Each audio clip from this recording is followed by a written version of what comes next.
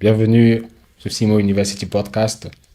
Aujourd'hui, nous avons le plaisir de recevoir euh, un invité de marque que je vais laisser se présenter personnellement.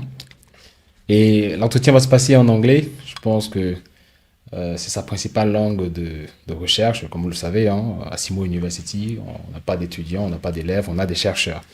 Donc, il fait principalement ses recherches en anglais. Donc, je vais le laisser se présenter brièvement. Et je vais lui poser une série de questions. C'est lui qui va mener l'échange en réalité. Je suis juste là comme voilà, une personne curieuse qui a hâte de découvrir ce que notre cher chercheur a à nous présenter aujourd'hui. So, welcome to the show. So, I would like to introduce yourself before you start and tell us why you're here today on the show. And we move from there. Is that okay? Mm-hmm. Hello, my name is Bradley. I'm the best professor. And I even know something that this professor didn't know. Okay. So, I'm here because I'm going to tell him interesting things that you are also going to hear with us. Thank you. So you say you're a professor, yeah? Mm-hmm. What do you mean you're a professor? What do you do that makes you believe you're a professor? That make me believe that I am a professor? Yeah. Things that I do sometimes is that I always tell you some things, yeah? Things that you don't know. Do I tell you things you don't know as well? You don't tell me that every day. You like stop telling me it. Which means what? Everything I tell you now you know it? Or is that I'm not doing it at all? Anyway, so you are a researcher, yeah? Mm-hmm. Will you say you are a researcher? What makes you a researcher? Why do you believe you are a researcher? Because today you are going to tell me a question, mm-hmm. and I'm going to respond to the question. Do you mean I'm going to ask you questions, mm-hmm. and you're going to give me answers? And does it make you a researcher? Anyway, so you've been doing what you call research. Mm-hmm. What is the most fascinating finding you've come across? The biggest spider. What do you mean? Can you elaborate on that? His name is the bird-eating tarantula. Okay. His name is the bird-eating tarantula because in 1998, mm-hmm. we saw a picture of the bird-eating tarantula munching on a bird. But like we see that he munched on a bird, birds are not the actual prey. They usually munch on little insects. So that's okay. So if I tell you a question, I'm going to tell you one question. How big is the bird-eating tarantula feet? If it is a baby. I think I'll just let you give me some knowledge and information about that. A small pencil. If it is a baby, it will be a small pencil. Do you mean that the feet size is the size of a small pencil? If it is a baby. But okay. If it is a grown-up, mm-hmm. it will be the size of a big pencil. It will be huge and spooky. There's one fascinating thing that you can see. If you look at it, he have a lot of fur. If it goes in your eyes, you will be in big danger. In your eyes or on your skin. But is that? I mean, do people see that insect very often? Where am I going to see it for it to go into my eyes? And also, why do you find it so interesting? Because you said that was the piece of research finding. Because how you know that all of the spider's fangs are only the size of one hair, yeah? Okay. One curly hair. Okay. While for the tarantula, it's the size of a fork tip. As you know, a fork tip is big. Have you ever seen a spider that size? No. The fork? No. a spider. No, spider are normally very small animals, very small insects. No, But I know they are. His body, right? If we takes the legs and the head off, his body will be the size of the microphone that you are talking on. Okay. And as I said, he is heavier than the baseball. Heavier. So that, No. I mean, he have the same pound of a baseball. I mean, Same weight. yeah, the same weight. He's not heavier. Oh, okay, like that has the same weight. Okay, as heavy as a baseball. Okay, so is there any other research finding that you would like to share with me today, or something you think you might need to teach me?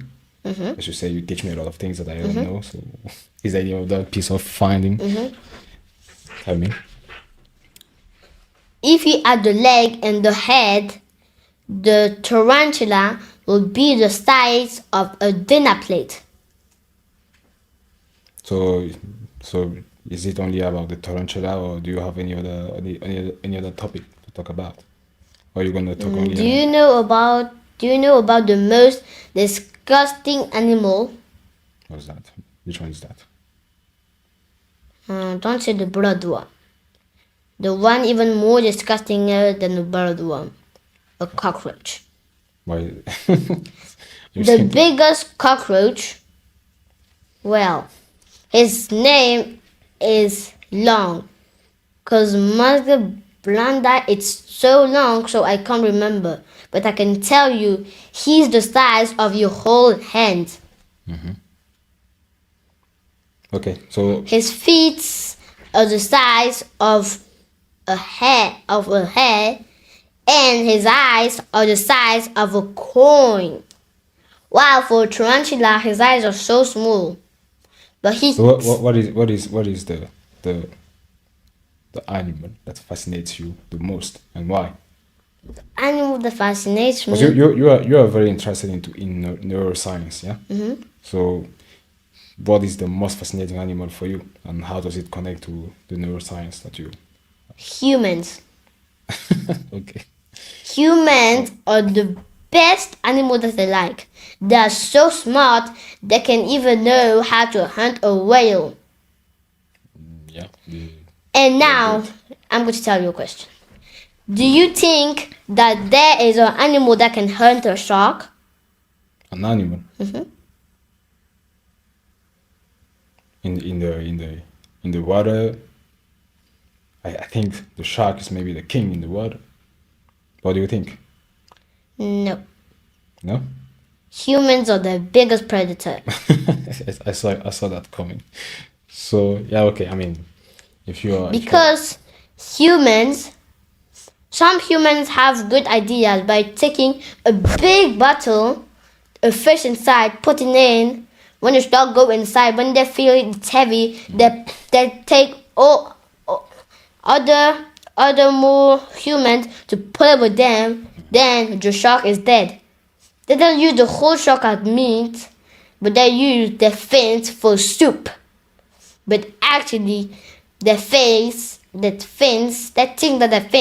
have a lot of nutritional values or yeah. value. So yeah. what do you nutritional say? values and taste good, but it actually don't taste good and it don't have nutritional value. But humans are so smart that they still can hunt it. Have you ever seen a human hunting a huge whale? I haven't had the chance to see that. Have you? If I say, Have you ever seen a human hunting a huge whale? As you just asked me. I never saw a picture about that, but that's true. Okay. A human can hunt it, but I don't know if there is really a human that did. I saw Okay. many pictures of humans hunting huge turtles, huge fish, and even. Do you know a giant squid? Can you tell me about that? He have tentacles. He used to hunt prey, his sticks, and other legs other tentacles that he used for grabbing, not for sticking and eating his fish. Yeah. Okay, that's There's one, he have the biggest eye, but there's one more bigger than him. The colossal giant squid. He is the biggest. The first one of discovering him, to discover, he took a large piece of thing that you use for fishing, he put it in the sea and he catch one of that big giant. It didn't even do it. But like people thought that the giant squid and the colossal squid was a kraken. Because those animals put them in the sea as a kraken is supposed to do. But all of them discovered the real truth. okay. So yeah, let's come. You can see very interesting, but let's come back to what you call the best hunting animals, which are the best of the best predators, as you call them, humans. So is there anything that you found in your research about humans that really fascinates you and that you would like to share with the audience? They are people of your age also watching us. And How smart they are. okay, what do you mean they? Are you talking about? Are you including yourself, like you and I? No. Intelligence. Do you know as the sperm whale, this whale have the biggest brain. A octopus has eight brains. I mean, actually, he has 9 brains. He have 8 brains in each arms. But don't mean that there are 8 brains in all each arm. 1 brain in each arm all together and make 8 brain. And 1 big giant brain in his head. Yeah, I know Yeah. the central brain is in the head, and in each arm there are like many localized brains to help navigate in the space. Yeah. Yeah. And that was Yes, the fascinating. sperm whale have the biggest brain, and the giants and the octopus have 9 brains. A human just have a small, tiny brain, but even if they have it, they are still the smartest. When one day I gone to a shop, I saw octopus feet. People selling octopus feet, Like a real one, or a real one, in the shop. okay. I told my mom to buy it. She said it was disgusting. And you didn't think the same? If that's happening, that means that they are even smarter than the octopus. Even the octopus with like 9 brains, enough to be so smart, nothing can match the humans. Even the one that got like, even if there's one with thousands, like infinity brains, they will never beat the humans. So why do you think us I will tell human you. What you said? are the smartest creatures in the world? Why do you think the humans are the smartest? Why? Why? Because of the context prefrontal.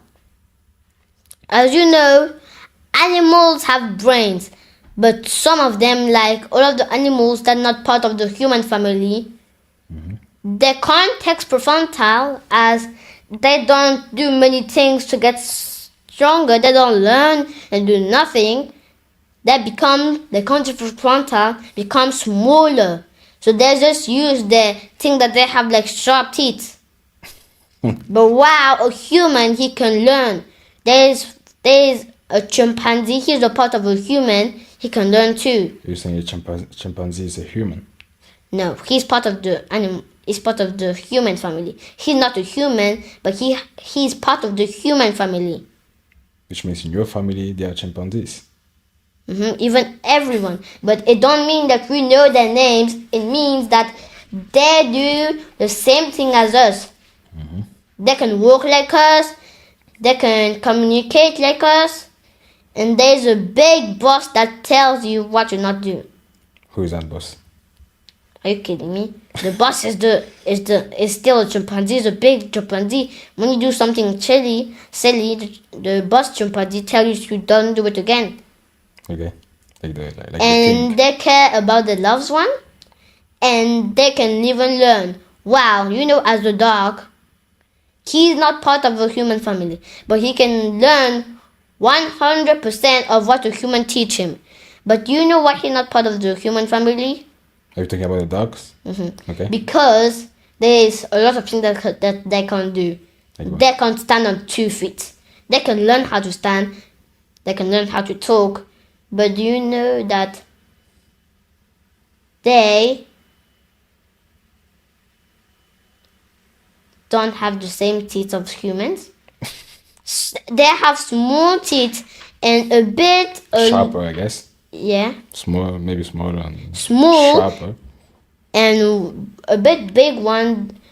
I think they're the size of a fork tip, but actually they are the size of a fork tip. And a bit big one that they use for chewing. They are smart at catching people that don't have their own things. They have a very good sense of smell. Right, like humans and chimpanzees, gorillas, they're still part of the human family. Gorillas and orangutans is still part of the human family. They don't have a good sense of smell. But why do dogs have a better sense of smells? Because they breathe.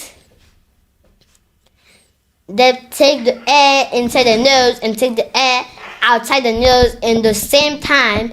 There are 2 different holes, making it faster for it to breathe. And there are little like hair that pushes more air inside, making it. But we humans, I mean, I guess maybe almost all creatures, all living creatures have 2 holes as nose. You do? I do. But they only breathe air and do out at the same time.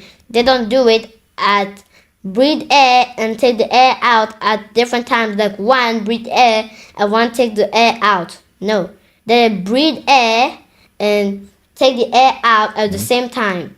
Like the birth of. Are you saying they can inspire and expire simultaneously? Is that what you're saying? Yeah. I have to check that.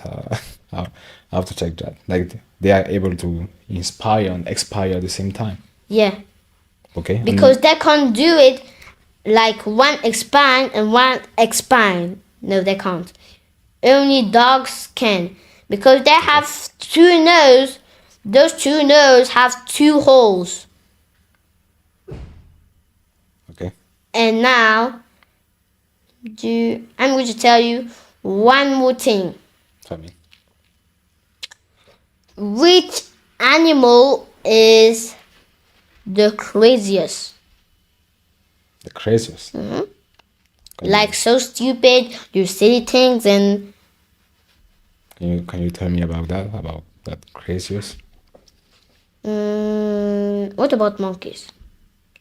Do you know like monkeys? Are you saying which animal is the craziest animal? I don't know. They are good animals. They are maybe dangerous ones. I don't know what you mean by. What by about crazy. monkeys? Monkeys, they do stupid things. They behave bad. They sometimes they throw banana on the floor.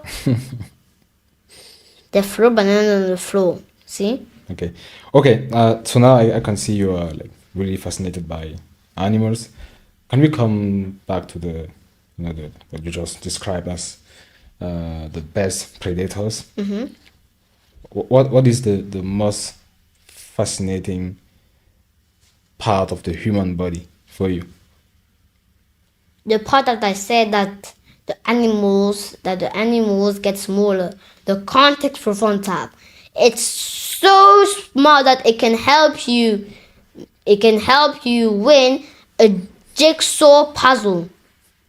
Jigsaw puzzle. So do you think you're able to win that jigsaw puzzle? If you try to think very hard, the concept frontal will understand that you want to win it. He will give you many ideas that in just 1 minute you will just win it. Okay. You need to turn the chair You need to be a bit more like this. Yeah. Yeah. If you are playing like jigsaw with a robot, the brain will do more things. The robot will try to copy the brain, but the brain will do things even more harder as the contrafactual will do, making the robot to just break. Okay. So the prefrontal cortex, as you say, is actually the boss of the brain, of the human brain. I would say the boss of the body, as the brain is the boss of the body, and then the prefrontal cortex is the boss of the human brain. So you can say without any fear of being mistaken. Or you can say that the brain is where all of the parts live. What do you mean? Like there are many parts that live in many parts. Like the concept frontals. There's some parts that live in it. But you can't say. Are you saying that all the parts of the human body live in the brain? Yeah. No. No. I'm telling that some parts, because did you know that the hippocampus is in your amygdala? Close, very close to the amygdala. Yeah, and maybe let's talk about that. So, why do you in your research do you find any reason, any explanation as to why the hippocampus, as you know, plays a very important role in memory, and the amygdala are so close to each other? Because when the amygdala if you get bitten by a snake or you do something wrong that you will not like, that's dangerous or that's not good, the amygdala will send that message to the hippocampus.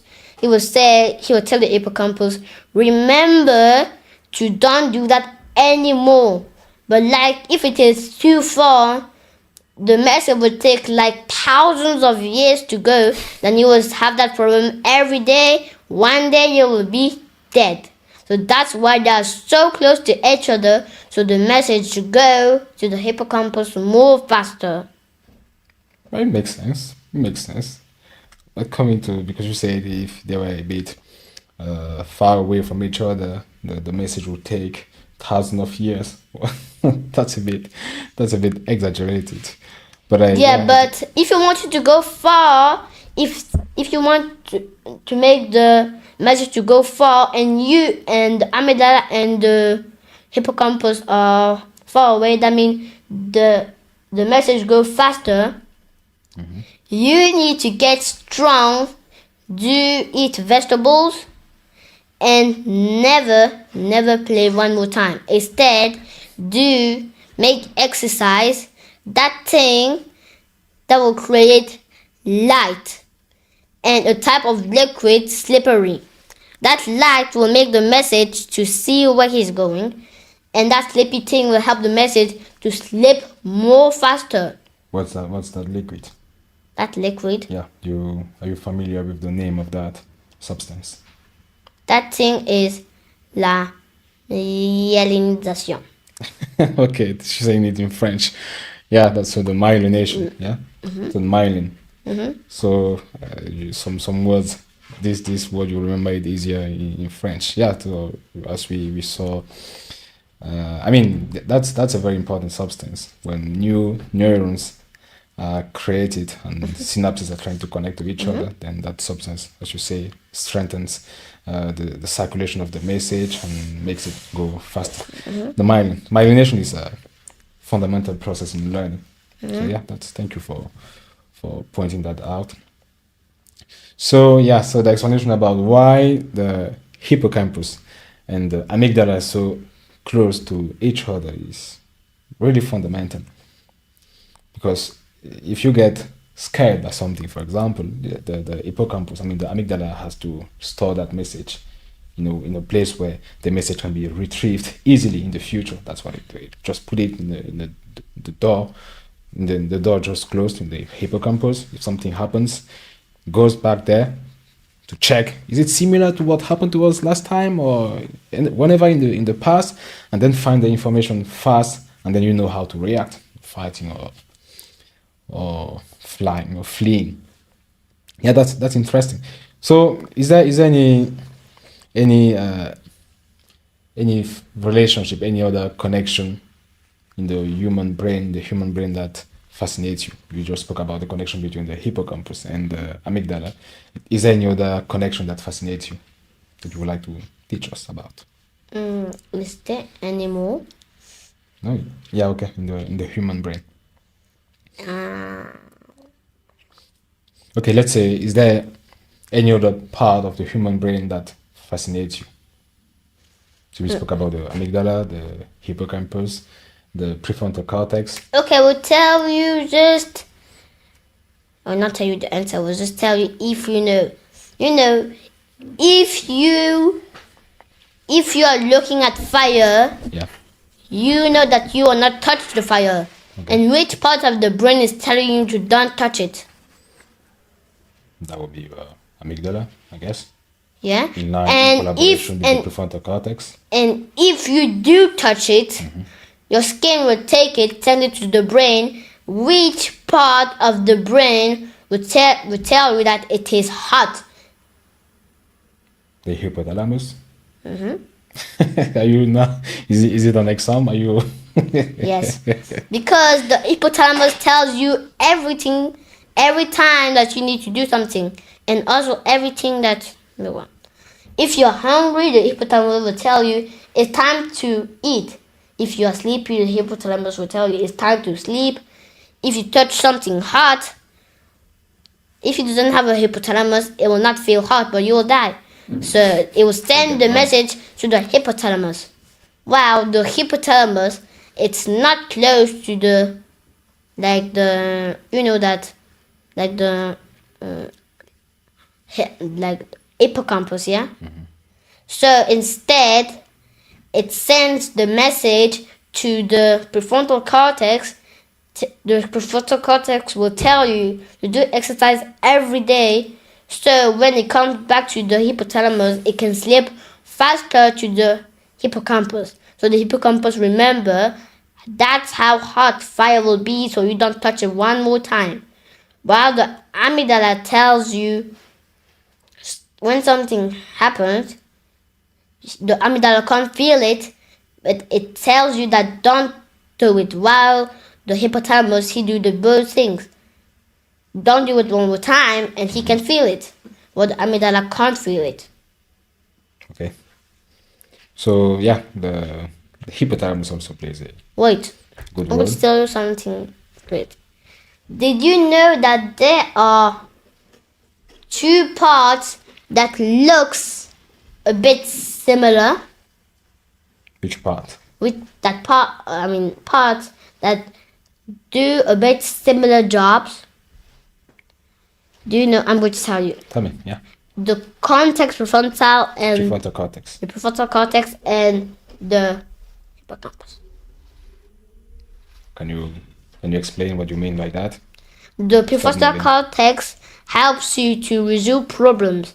So it will send that Solve message, problems. solve problems. It will send it to the hippocampus. The hippocampus will help you to remember it. That's almost the same of doing. Okay.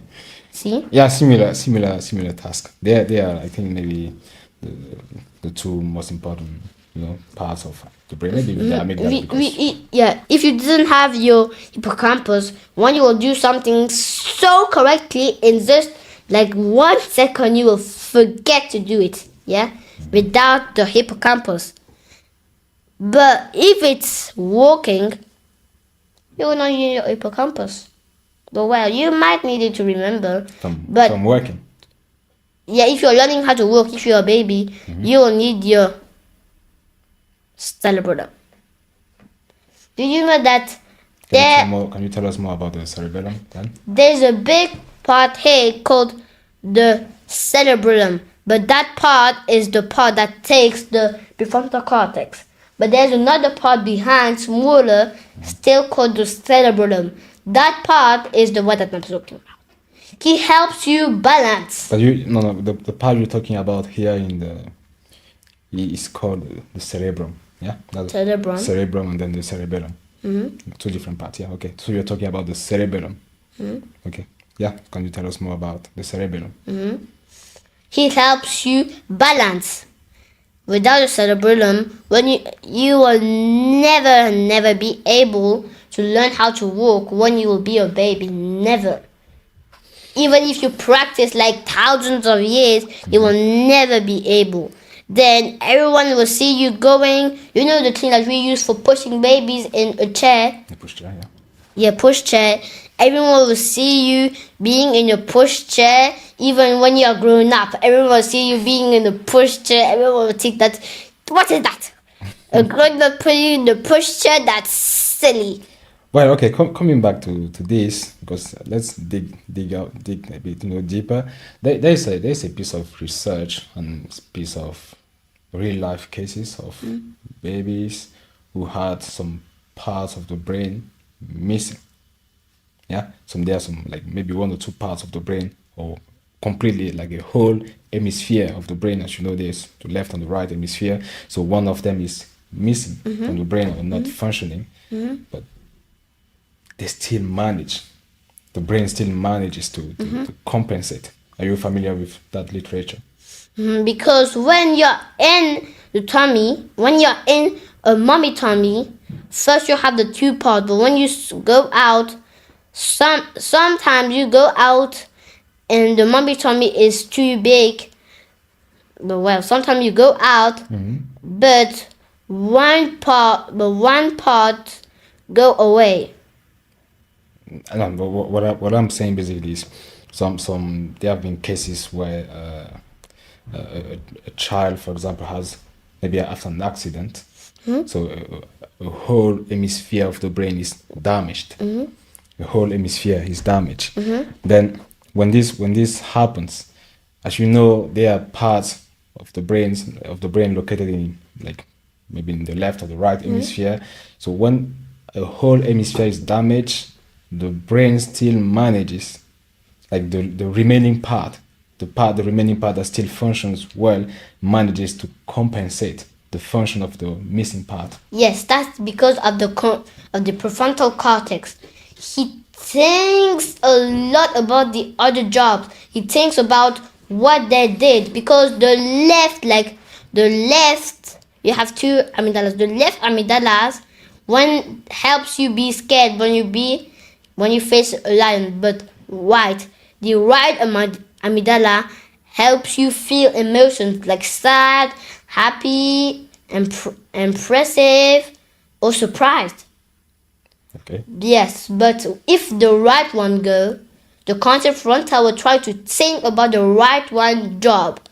But while if the left one go, the conscious frontal will still think about what his job was, because you know that the amygdala being scared is not good. But if you don't be scared, when you will see a car, you will just go. You will not even be scared of the car. So you will still think about the job of the left amygdala. Okay. Yeah, but And I'm going to tell you something. Okay. One more. You have two cortical frontals. One cortical frontal is smart, helps you to resolve problems. Solve problems. The other ones helps you to think. Okay.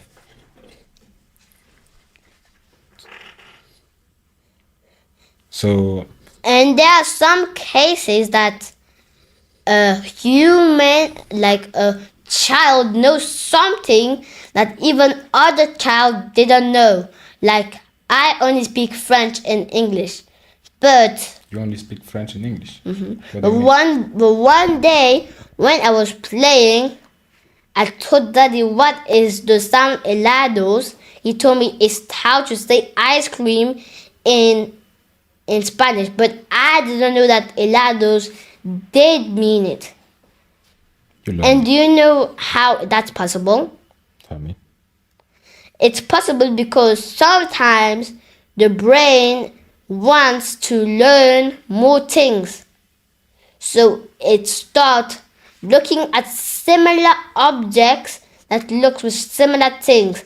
And when it makes a bit of the same sound or look like you are talking Spanish or looks like sound like real Spanish, you start like shouting it out when you are playing. Then you go and tell it. Then it forces you to go and say it to your grown up. When he hears it, he becomes shocked that you know that word. Yeah, I mean, you know, learning languages is quite easy for adults, and even much easier for kids. So you know what I think about it. You know how you. And I also one day today I was going to the supermarket and I told Daddy what is ancenta. What did I say? Oh, I told Daddy something. What is ancenta? He told me. Do you mean you told me? Okay. And you told me that it is how we say sell in Aventa. Yeah. Okay. Yeah. Aventa. You told me that it is how we say sell in Spanish. So that was Same. 2 times that I did it. You say yeah. Okay. So yeah, this is very very important. So the brain is just such a powerful machine that helps us do everything we want and everything we commit ourselves to doing. But do you think, because some people think they are not good at some subjects, for example in school, you will find some people saying, okay, I'm not good at math, I'm not good at science, I'm not good at physics or chemistry. What do you think? What advice will you give? That's those people? all wrong. Can you maybe look at the camera then and yeah. What will you say? Everything is possible. Everything. If you just say like only 3 or 2 times that you can do it, you will do it. Even if it is the hardest thing, the brain is the most powerful machine. Even more powerful than ChatGPT or AI. He's even more powerful. Even if he's so small, he's so tiny or the size of an ant, nothing will happen to him. It will still grow. Even if it have no possibility to grow, it will still grow. The conscious frontal is so smart that even learning how to walk on the road without getting bumped on the chair will be so easy to know. So then what do you mean? What like practical advice would you give someone who is, for example, struggling with learning mathematics in school? What would you advise that person to do? Because if you tell your brain that you can do it, it will. But actually struggling is good. Because when you struggle, that's your brain that's thinking a lot of how to do it. But there is a thing that's called math anxiety. What's that? Do you really know it? No, what's that? Can you tell us more about that? What you said? Math anxiety is when Yeah. Okay. Yeah. Anyway, say go ahead. it's when you don't know how to do math. Many people don't know how to do math, even the smartest ones. Then they have math anxiety. Yeah, because when the brain looks at math, he see that he's worried of making mistakes. Math is so difficult because when you do make math, it looks at the whole picture, confused of how to do it by your own self. So that's math anxiety. The math anxiety. Yeah, because I think this is not something that only affects a few people. That millions of people in the world are scared learning mathematics because they struggle to understand, and Some people just give up.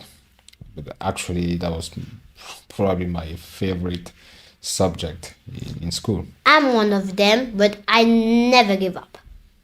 I still do it even if it's the hardest. I have math anxiety, but that's struggling. But even if Do you have math anxiety? But I never I give haven't up. noticed that. I never give up. I still do it, and one day I just like make it. Because when you say that you are giving up, you give up. But when you say that you can do it, you do it. I am the smartest. I have it, but I can still do it if I think a lot and tell my brain that I can do it. Is the easiest thing in the world. Okay. Yeah, okay, yeah, that's there's a piece of actually evidence, scientific evidence supporting the idea that when we believe, our core belief really affects our reality. So if you believe something is possible, it's very likely that you'll be able to achieve it. If you believe that something is impossible, it's very unlikely that you achieve it. So our beliefs affect our reality, our experiences. So that's important. That's very important. Then, do you have any I don't know, protocol, any methodology when it comes to learning a new subject? Let's imagine if you are given a new subject today to learn it, do you have a protocol that you follow to master it fast?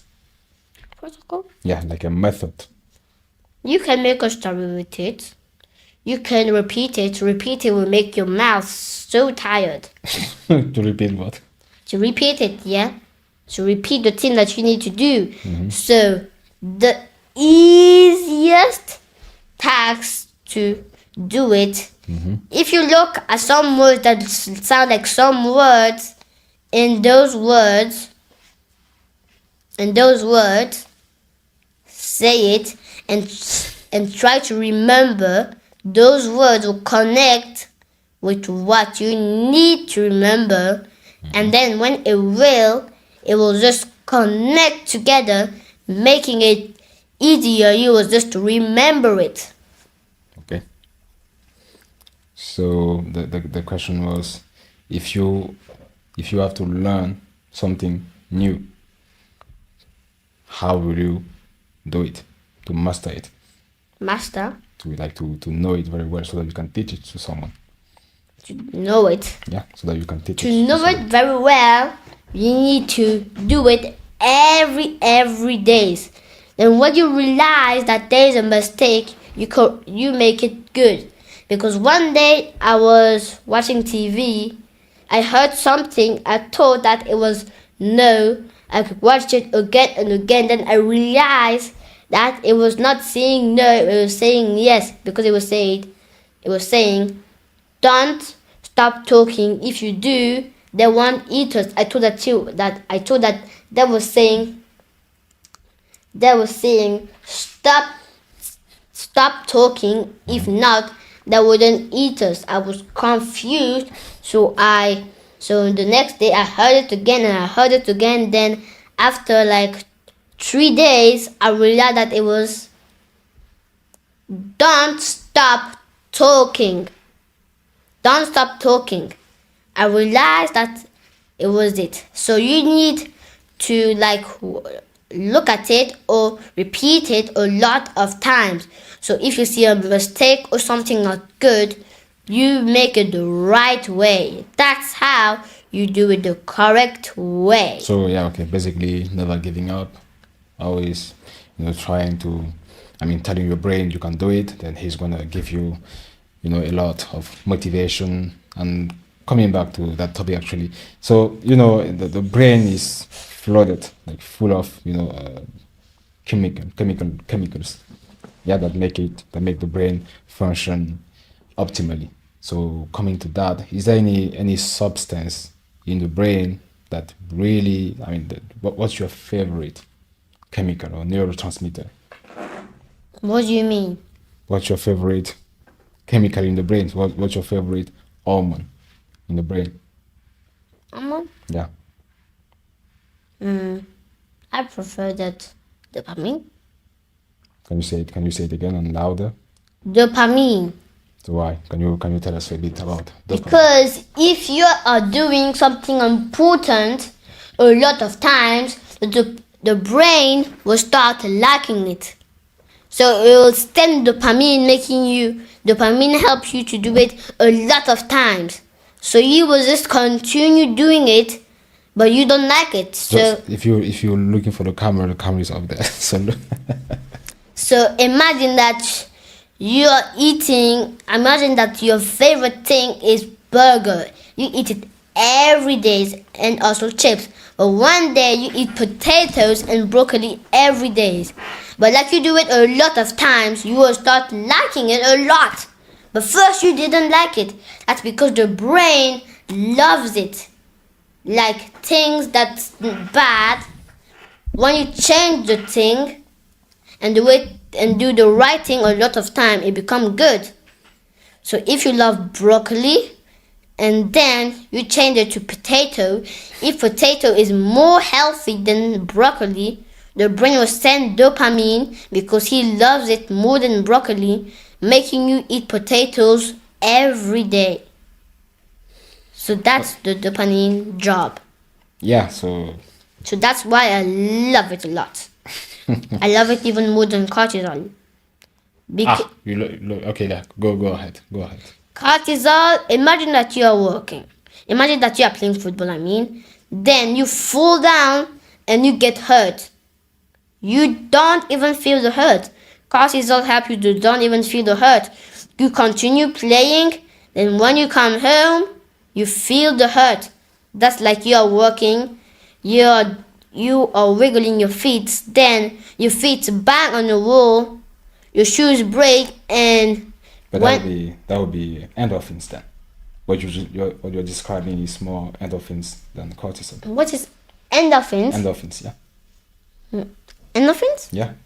Have I ever heard of Because that? you're saying cortisol when you're playing football, you have a pain, you don't feel it. Mm-hmm. Because you are like in the rush or the excitement of your action, then that would be endorphins, not cortisol. Endorphins are like natural painkillers. That they kill the pain. That's endorphins. Like what? Like white blood cells? No, I mean, they are just there to Kill the brain. No, to kill the pain. When you Oh yeah, because when you are hurt, endorphins so go in cortisol and kill the hurt. So like it will hurt, it kills the hurt that it will make, then making it like nothing happened. So you just stand up and continue. That's it. This guy right here had it when he was playing football too. When he come back home, he realized. Yeah, that's a very powerful substance. Endorphins, because when you have it in the body, you have also adrenaline. If you're doing something, it just pushes you. Dopamine also plays a role there, actually. Just wanting to repeat it, keep doing it, and you are getting very tired, exhausted. But the endorphins just make you not to feel the fatigue or the pains in the muscles. The fatigue? The tiring, you mean? Yeah, you can say fatigue also in English. Are you kidding me? That's French. In English, you can say fatigue too. Then when you stop the action, when the excitement of that action stops, the fire of action, as we say it, stops, then the muscles you start feeling the pains. And you're like, okay, why am I only having pains now? But in reality, you've been having the pains since like many hours before. But as you were, the blood or the brain was flooded with endorphins, you were not feeling anything. So that's something very, very powerful as well. As talking about neurotransmitters, that's very powerful. And I have it too. One day when I was in school, I was playing in school. Then I fall down. I felt something wet. I thought that the floor was wet and water. I continued playing for like 4 hours. Then I was playing hide and seek. I stopped running because I was playing racing.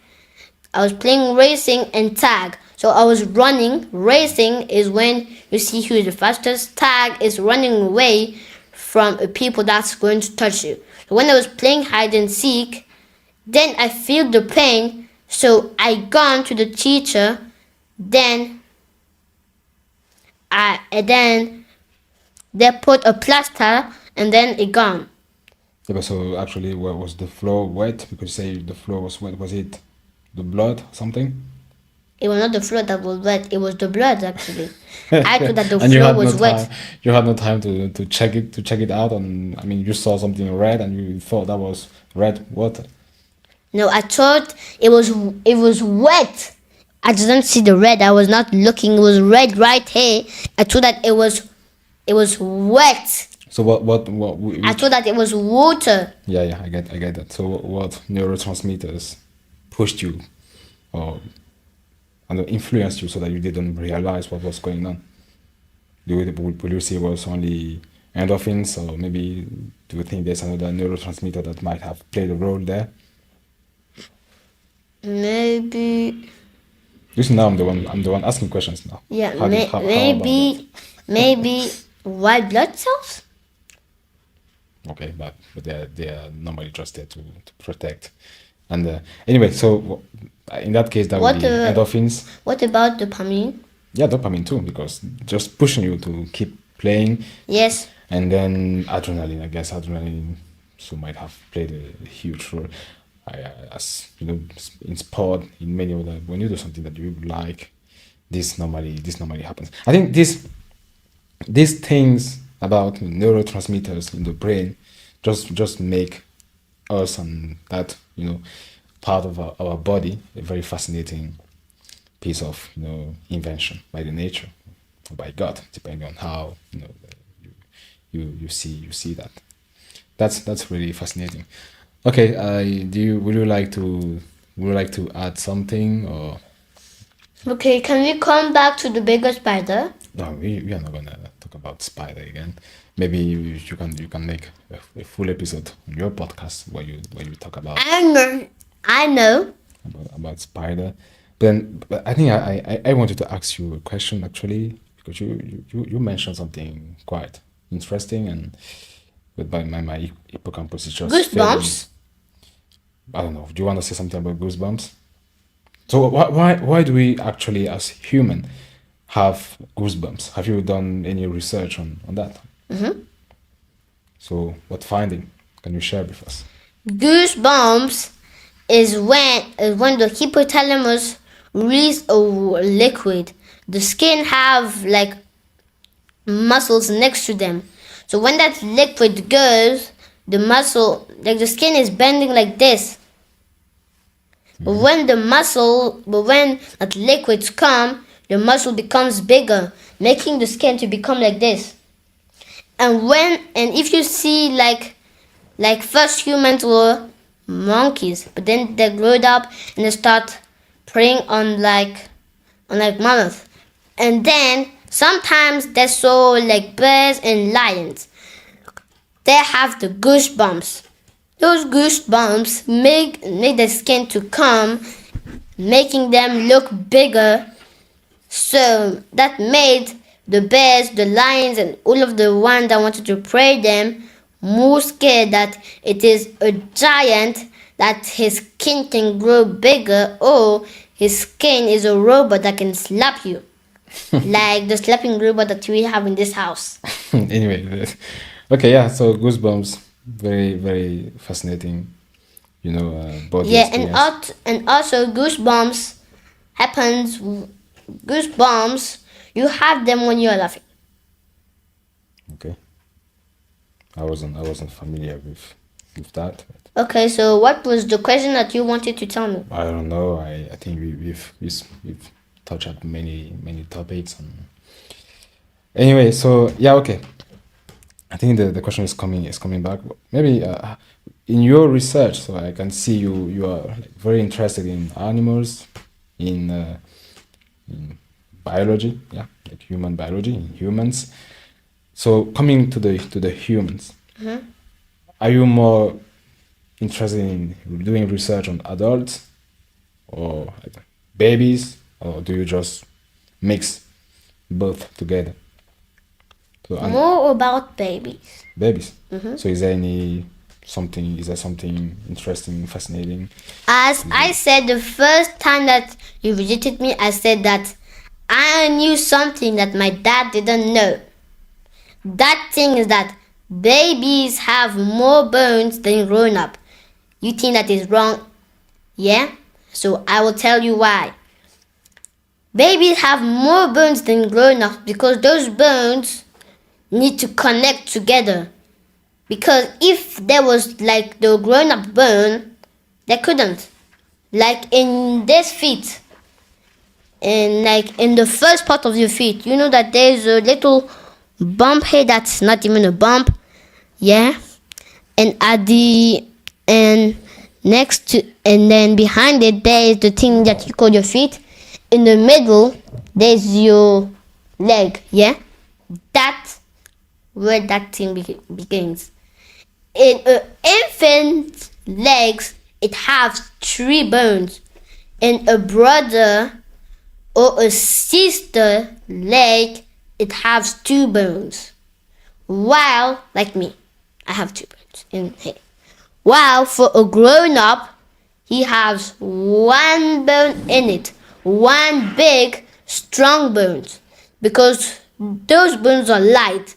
But when they connect together, they share the energy together, making the bone become stronger and heavier. Mm-hmm.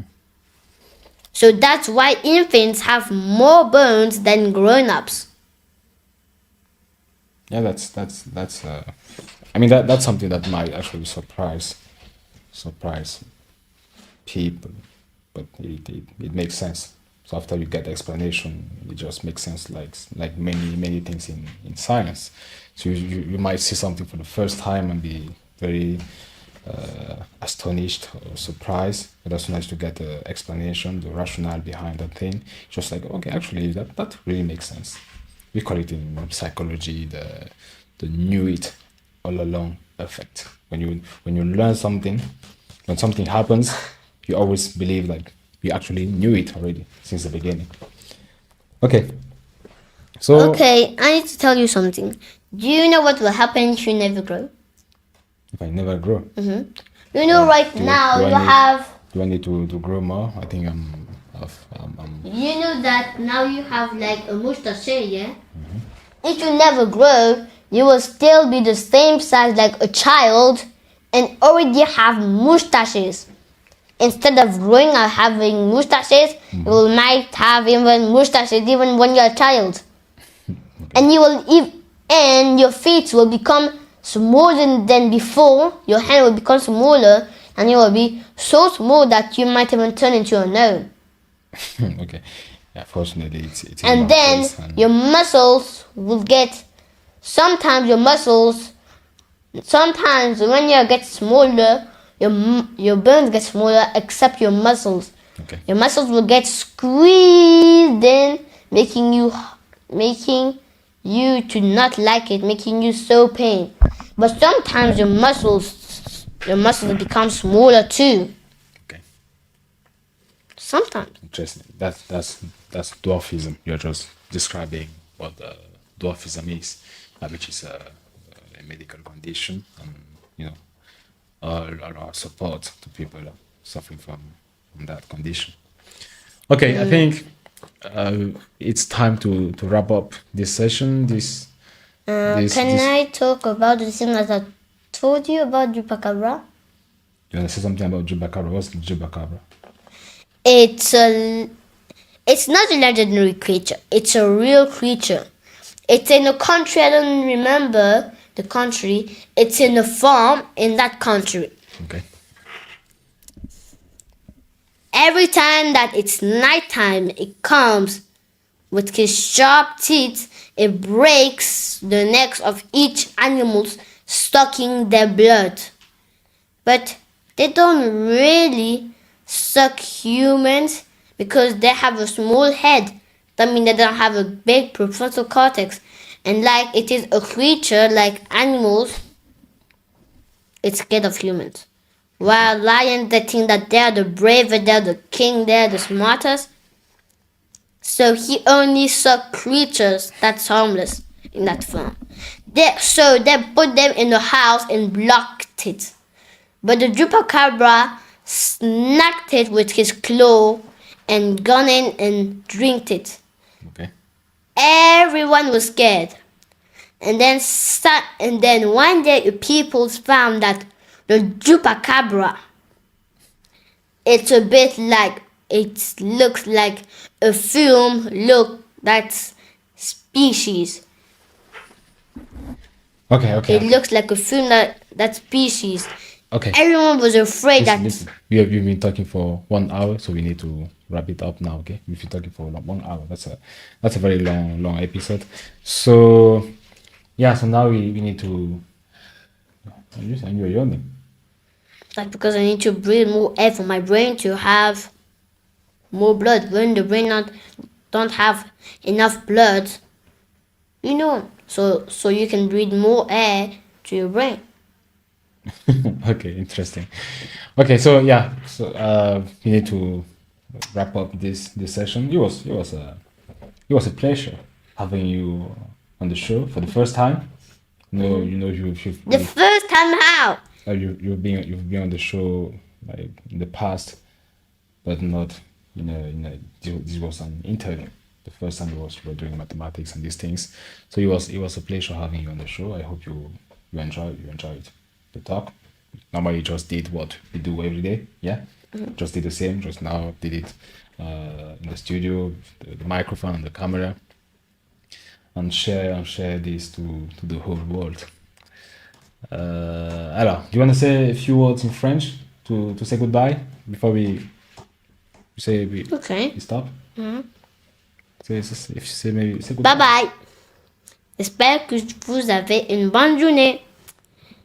Si vous aimez, appuyez like. Merci. Okay. Donc merci pour votre attention. Thank you very much for watching the show till the end. I know most of you speak French in the audience. I know some of you speak English actually. Then I hope you managed to get this. His main language of research is English, which is the main language of research in the world. Then it's easier, much easier for him and for us. That's the language we speak at home together. Then I hope you can manage. If you're struggling to understand what we just spoke about, you can use the best robot, your brain. No, not the best robot. AI. The video is normally dubbed by YouTube automatically, so you can find the audio track in French or any other language. Donc, si vous avez du mal à suivre la conversation, parce qu'elle est en anglais, vous pourriez éventuellement chercher la version doublée en français. Donc, la vidéo, elle est doublée dans une dizaine de langues en réalité. Vous allez dans Paramètres, Track Audio, vous choisirez le français. La seule différence, le seul bémol, c'est que ce ne sera pas nos voix naturelles, ce sera des voix de robots, robotiques, là, qui traduisent l'échange. Donc sur ce, je vous dis à très bientôt, et d'ici là, prenez soin de vous.